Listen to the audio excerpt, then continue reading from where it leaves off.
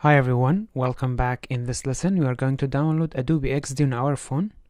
So all you have to do is to go to the App Store or Google Play if you have Android and search for the Adobe XD. We are going to install it. I already have it, so I'm going to open it. When you open it, it will ask you to create an account. If you don't have an account, create one.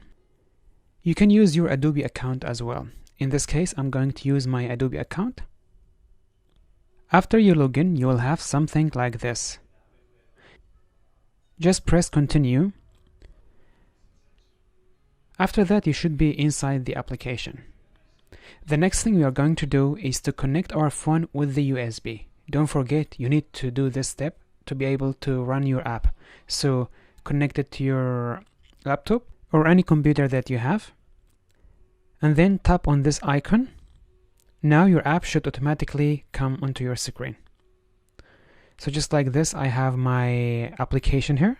I can easily play with it. I'm going to close this message, and now let's tap on these icons and see if they are working fine. As you can see, they are working perfectly, and this is really cool actually. Okay guys, this is how you run your application designs on your mobile. So the first thing, you need to download Adobe XD, then make an account. If you have Adobe account, just enter your Adobe account, and then connect your phone with USB to your laptop, and after that, you can play your application. If you want to get out of the application, tap 3 times on the screen. Right now you can go out of the prototype mode, and you can browse your application or Adobe XD again. Okay guys, this will be the end of this lesson and this section. Hope you enjoyed and learned something new. Now it's time for you to go ahead and recreate this app. Don't forget to add your touches and share it with me.